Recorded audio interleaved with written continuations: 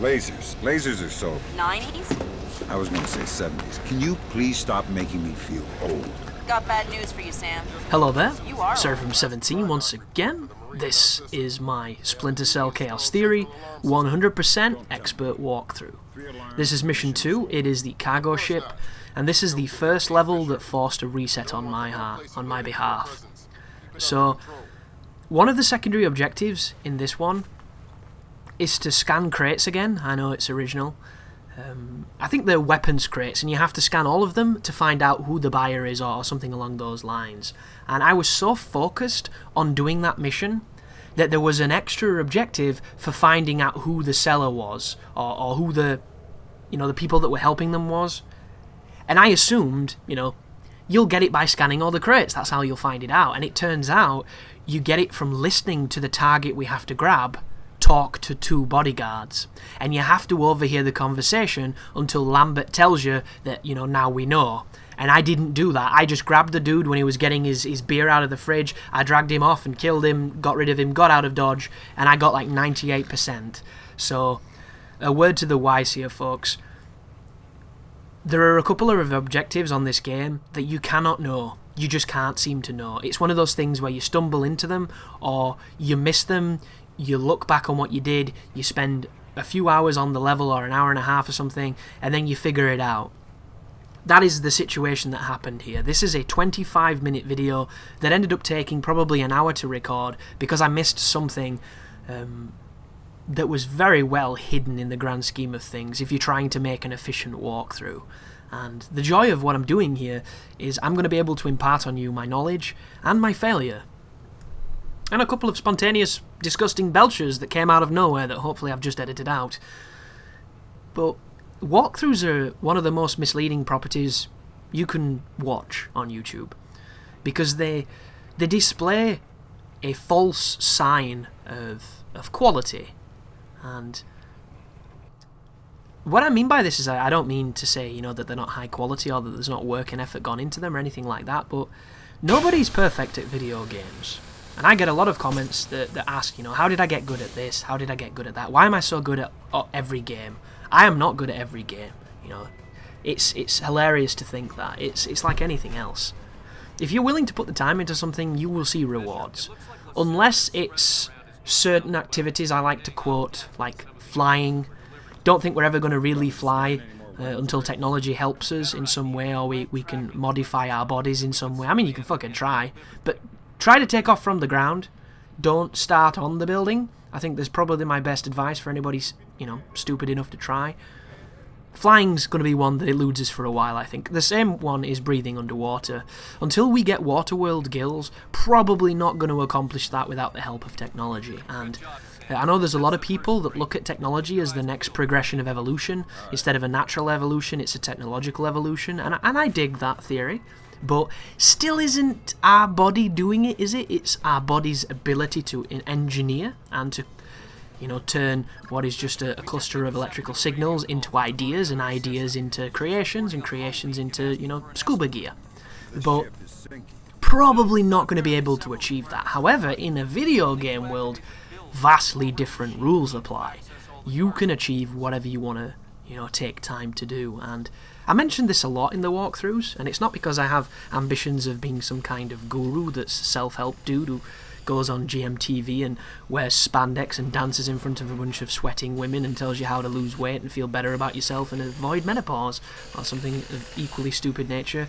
I have no ambitions for any of that really thing, but I do think people sell themselves short. And I'm guilty of it as well. We're all our own worst critics, and it's very easy to have a defeatist attitude. And it's very easy to have that kind of attitude without really knowing you have one. Sometimes you don't think you can do something, so you don't try. Or, you're too anxious or fearful of, if you can't do it, that you don't even contemplate the notion that maybe you could learn to do it. And I find a lot of people are like that with languages. There's this notion that you can only learn a language when you're younger, because when you're younger, you're a lot more receptive to picking up information quicker, and as you get older, you do slow. Your brain is atrophying all the time. But it doesn't mean it can't be done, and a lot of people use it almost as an excuse to never try. And, it's not for me to tell you how to live your life, or even to give advice on lifestyles and things, because my lifestyle right now is the most unrealistically crazy situation you could ever wish on your worst enemy. But if you can't believe in yourself, who can you believe in? And please don't say God. As I drop over this banister and knock that dude out. That was a really, really good way of doing that room, guys. I like that. It was the first instance as well that I remembered you could take people out from the pipe. It's a very, very, very great addition to this game. It might have been in the last one, but I don't remember it. I'm just glad it existed then so I could do that. Pretty cool moment. And I'm not saying that to offend religious people. It's not my thing. I don't really want to offend religious people because I come from a very religious family, so it would be slapping, the people who spawned me. But name a single thing God has made better. Physically made better. I'm not talking about emotionally. I'm not talking about, well, he gives me that warm feeling in my belly. I'm saying, show me something God has fixed. Good work, Sam. It looks like whoever And then I'll let that be an answer to that previous question. Because as it stands, there is no evidence of God, and there is no evidence that there is no God. So taken on that little, infinite regress, we'll just move that entire thing over here. And we'll be over here looking at the real issues. Believe in yourself is all I want to get across here. Belief is an incredibly powerful thing, and it can be in anything. And my own belief is, as I've said, it's in myself, it's in my ability, it's aspiring, it's passion, it's pride, it's hubris, it's avarice, it's whatever you want to call it. But it's undoubtedly me. And I'm hoping it's going to lead to great things. And I'm hoping yours does too. Because that's what this is all about. And I know that's probably a much more profound topic than you ever expected on the second level of chaos theory. But it just, sometimes they pop up, don't they? So you just run with them. But this next room is really tricky. And it's tricky because on the first time I tried to do it, I got into a really bad pattern where there was two dudes overlooking the catwalk above me, and neither of them was moving, and both of them were staring directly at me, and there was not enough darkness to get through on expert. And I was in it for about 10 to 15 minutes, trying different things, trying to lure them, trying to take them out, trying to do a lot of things. And then I noticed that the path that I got through the room was probably more a case of luck than anything else. And of course I had to do the level again. So when I got back here, I was hoping to come up with a really good strategy. And I dropped on one via serendipity. So I reloaded and I tried it again. And it worked. So I went from having one lucky strategy to another lucky strategy, but one that could be replicated. So right there, did you see those two people on the balcony? If you walk out into that area where there's not complete darkness, the two guys on the balcony will see you, the music will kick up, and you have a very large window now to move your ass towards those stairs, because they're coming down it now. What's going to happen is there will be nobody guarding the top levels, because both of those dudes saw me, and they're looking to see what they saw. They're going to come down these ladders, and we're going to pass them, go where they were, and get the hell out of Dodge before they've got to where they thought they saw me, and then the time it takes them to backtrack to where they were when they saw what they thought they saw. And you'll see the first guy goes on the right, the other guy waits on the stairs, and then he follows him, and now you have to move. Soon as he turns away, start to move. And at this point, because this engine room is really noisy, you do have quite a lot of leniency with the volume of your steps. So be very quiet when you're near them, but as you get up here, you can still be quiet, but you want to pick up speed. You want to be aware that you have 2 floors to cover, and the flooring itself can be seen through, because of course it's grating, it's not a solid. So keep on. And because that area was a little bit more well lit, I decided to skirt around this corner here into the shadows, and I didn't take any risks. But I can tell you right now, folks, you have more than enough time to get the hell out of this room. And you'll notice I've picked up my speed a little bit just to get a couple more steps ahead. They're nowhere near recovering in time to stop what I'm doing here, and we're getting past this completely unabated, which these are always the best strategies when you find them, because you just didn't think it would work, and it did. And it makes for a very beautiful sequence of events. So continue through here, onto the left hand side, and then through this door. And immediately save. As soon as you get through this door, save, and then continue. And you never have to see that room again, as long as you're not having problems with the objectives. A really good habit to get into with this game, I find, is quick save when you're unfamiliar, manually save when you're definitely sure. And you might wonder, well, sure about what? Objectives. These levels take about 40 minutes to beat. I know this video is 25 minutes long, but give or take, you can be on them around 40 minutes, I generally found, when you replay them, because there's a lot of times when you stood around and it's dead time, there's a lot of times when you're making mistakes, so you're reloading, and you're wasting time when the game loads, and the game loads quite a lot. It generally, every run takes about half an hour to 40 minutes, even when you know what you're doing, so that's a lot of time to be wasting on reruns. And the best thing you can try and do is make sure you've definitely not been seen, not incurred any alarms or anything too suspicious, done those objectives, you've definitely not missed anything, then manually save, so that everything that's been done and accomplished never has to be done again, and you have this infallible checkpoint to go back to just in case you follow it up with a mistake, or you go too far, lock yourself out of something and you can't go back. That is exactly what happened on this mission for me, and I might have got through it in one attempt rather than two.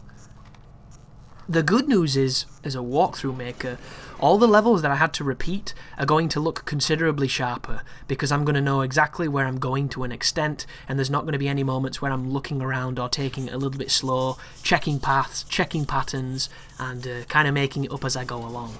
And you might wonder from previous walkthroughs why that is a thing, because normally I play the game once and then I record. Well, I've been making walkthroughs for about 4 years now. It's probably a little bit less than that, but we can say 4 years because it sounds rounded. 4 years doesn't sound like a long time, but it is, considering that aside from playing the game, everything after it is exactly the same every single time. You do the same thing to edit it, you do the same thing to, collaborate it all together and then commentate it, you do the same thing to render it and upload it. It's a process that happens a lot, and any process that you repeat for large periods of times can get dull, can get trite, and you need to mix it up. And I've done several things to mix up my editing, several things to mix up my commentary, all kinds of different things.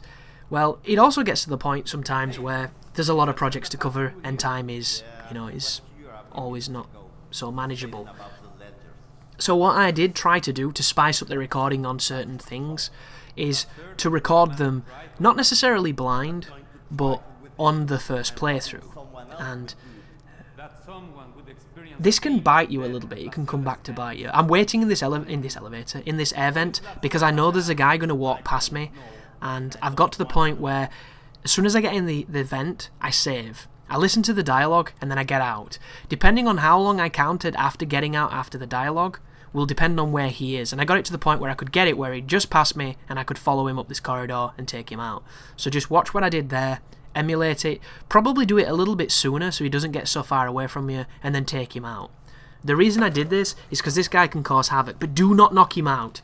You have to grab him. If you clap him there, it'll make noise through the wall, and because they're so alert, a dude will walk all the way around from another area and come into this area, ruining the rest of the path.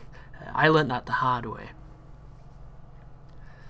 But those one-time recordings, they can do a lot of things about, making the project quicker so that you can get it up faster if that's what you're going for. Not always. Of course, if you have to unlock a difficulty, then there's no problem. But if you can start on a difficulty, which I always try to, sometimes it can work out. And I adopted this style with Call of Duty Ghosts, because at that point I'd already recorded a few Call of Duty walkthroughs, and I've played every single Call of Duty. So I am confident in my ability to bury my face into a chest-high wall and pop out and play whack-a-mole for 5 hours, because I've done it several times, and they're getting progressively easier, so I thought it would be, 2 birds, 1 stone. And then I did it for Battlefield 4, and it worked the same. I did it here because I'd already played this game a ton. Admittedly, it was a few years ago, but these levels, I kind of remembered a lot of the old tricks. And then, of course, because I was going for 100%, it forced resets on every single level bar 2. So, it frustrated me personally and stressed me out a little bit. I'm looking at you, Bathhouse. But it made the walkthrough better. And luckily enough, you guys don't see the struggle, you don't see my frustration, you don't see my rage, you don't see the countless sweaty hours that are well into the morning of recording. You don't see any of that, and it's for the better. You see the product, and I know that sounds very clinical and sterile, but it's never intended to be that way. You see the awesome stuff, and that's what makes it work. Unless it's a playthrough where you see all of it, and then it gets real messy. And that's a nice juxtaposition of, you know, the more professional walkthroughs to the more casual playthroughs. And the channel resolution of this year is to focus a little bit more on playthroughs, because the copyright algorithm is kind of full of shit. So we're going to test it as best we can, and we're going to mix it up, and if I get an overwhelmingly positive response, we'll keep doing it. If I get an overwhelmingly negative response, we'll change it back. But we'll keep on striving to change and adapt and do new things. I'm waiting outside this cafeteria here to wait for these two dudes to stop speaking. In this room is another one of those crates. Oh, holy frame rate. Ooh, goodness me. What was it doing? It had its pants at the ankles right there, and we spotted it, and it was so indignant it just crashed. But there's a guy in the corner. I should have gone in there because there's plenty of shadow, but apparently I'm going to go back this way. Not too sure what I'm scheming. I'm probably going to go up to the next floor where the captain is. Because there's a captain and his first man, or whatever they call him, his butt buddy, I don't know, naval talk. But we have to go in here, because when you talk to the captain, he tells you where the dude is. You probably don't need to talk to him to get his location, but I am a creature of habit, and I generally repeat, you know, certain... Ah, interesting.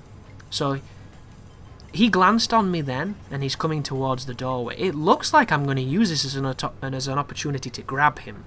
The only problem with these strategies is sometimes the AI pathing can cock block you, so you have to be very, very careful. So I would recommend saving before you ever do a strategy like this, till it lines up perfectly and the dominoes fall in your favour.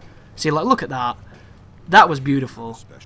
I mean, there's a million ways to do that room, but that is mine, and it worked wonderfully, because the game's rules are very, you know, exploitable. Could you grab somebody in real life an inch away from somebody else and them not notice? Hell no. But in Splinter Cell, oh yeah. And then could you interrogate them outside the room 5 yards away from the other dude with an open doorway? Of course you couldn't. You'd be like, is that Michael Ironside? Michael Ironside here? And you'd be looking around yourself wanting to get an autograph because the dude's a legend. But in Splinter Cell, nobody hears these things. They hear footsteps from a mile away, but they don't hear somebody talking from a yard away. And for that, I am grateful. But then again, there's the eternal question of why can nobody see these giant 3 glowing globes that seem to sneak up on everybody and sit in shadows and never get noticed? Like, it's almost like everybody's colourblind and they can't see the colour green. Which is not technically what colourblind means, but you know what I mean. And speaking of colours, there's the dress phenomenon, which is flooding social medias that my girlfriend brought to my attention. And if you don't know what I'm talking about, just Google it, folks. Google it, go to images, and tell me what colour you see, because you're only going to see one or the other, it seems, or maybe a bit of both, depending on how your eye works. But there is a fashion designer has made what seems to be an optical illusion of colour. And due to the photo, or something along those lines, with the background and the image itself, it contrasts in such a way that when you alter the brightness, it somehow shifts the image. And even if you don't alter the brightness, it tricks your eye. So you either see blue and black, or you see white and gold. And you're probably thinking, how the hell does that even work? Well, I'm thinking the exact same, and even after reading a very, you know, learned man's 20 years of experience with studying the eye, he put it into a very interesting, you know, succinct paragraph mentioning gradient axes and all this kind of weird stuff that I have no knowledge of. And I still don't really understand it, but it's damn fascinating. And I do not see white and gold, guys. I see blue and black for all of them.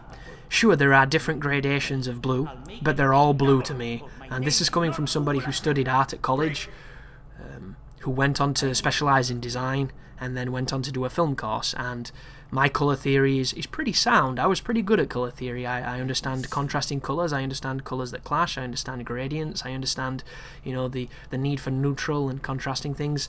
I love colour, I think it's cool. Sometimes I don't use it to the best, other times I use it really, really well.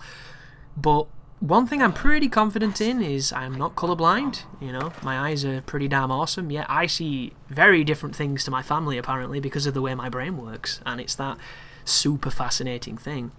So something very interesting just happened then. You have to wait and listen to that conversation before you grab this dude, or you will not get the secondary objective updated. If you don't do that, you will fail. So make sure you listen to them until he starts talking about that person he just talked about, then grab him. When you grab him, make sure you knock him out at a decent distance, because if you do not, those two guards will hear it, and you're going to have trouble. I drag him a mile away to knock him out, because I'm going this way anyway, and it just works out to the best. Of course, this is no speedrun or anything, and heaven forbid what a speedrun looks like of this game, because even on easy you probably die really fast. Running past people is not a successful way of doing Splinter Cell, but the great thing about speedruns is they're brilliant at proving everything I thought to believe about games wrong, and they somehow find a way, so I should probably do a Google search for that. But there we go, interrogated him a little bit, took him out, now we have to exfiltrate. So before you want to exfiltrate, there is one more weapon crate to get. This one is another one of those where I ended up having a bit of an issue on my first run through of the cargo ship. So on my first playthrough, I went down early. I came away, somebody got kind of suspicious to me in the shadows, but I managed to get up the ladder and everything was fine. I went over, did all this, did all these events, and then when I was trying to exfiltrate, they were still alert. They didn't know I was there, they were just aware that I was there.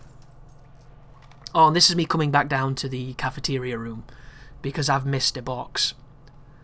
And I shoot out the light for obvious reasons.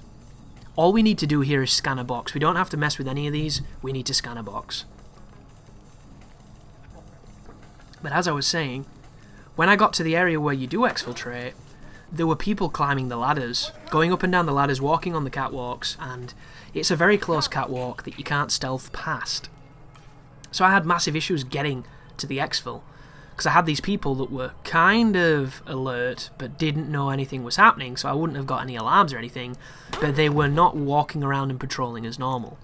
So when I got there on this particular recording, I was a little bit more gutsy because I'd saved and I knew I had the level beat and I knew I had the 100%. Here we go, planting the second final tracker. If you only have the one near the exfil site left to plant a tracker on in your mind, and it does not say what it said just then, one more to go, you've missed one. I know that sounds super obvious, but when you're playing and you've failed a few times and you're going back through the level off of muscle memory than anything else, and you're kind of frustrated and getting lethargic, it can be so easy to not realise that you've missed one. You know, because you've done it so many times, maybe you already did it, but you didn't. So you've got to be aware of that kind of stuff, guys. Being lackadaisical is the biggest run killer you're going to get here. Also, outside on this terrace area, footstep noises are a pain in the ass. There's a guy who patrols just at the end of this. I waited until he walked past, and I tell a lie, I'm going to check to see where he is. And of course, he's up my ass. You know, prison rules, I need to quickly recover. Whenever you're in shadow, but it's not necessarily the deepest shadow, always go up against cover. It seems to give you a little bit of extra obscurity. This guy's going to go up those steps and walk up to the left, and we're going to shadow him. We're going to shadow him and break off so that we can go towards the final box to plant the tracker and get to the exfil. I might knock him out, actually. I'm going to take him out. Look at that, it's so good. None of that Splinter Cell elbow nonsense. We've gone to being full-on efficient Sam now. And can you remember when I mentioned that I didn't know if you could do the splits in Chaos Theory? Because they kind of, you know, didn't advertise it anymore because it was just a thing. It was like a fad. Turns out you can. And there's a really dynamic way of the game showing you when you can do it. All you have to do is watch for Sam's movements. He will look at the wall to his left, and then he'll look up. Whenever he does that, it's telling you that that is a surface where you can Jean-Claude Van Damme it, and I think that is one of the most natural and interesting game mechanics in this game. So, here is my gutsy move. Two guys talking, a big old pool of shadow between them, and I'm going to go for it. I'm going to walk as slow as I can, and just to the side of this is the box where we plant the tracker.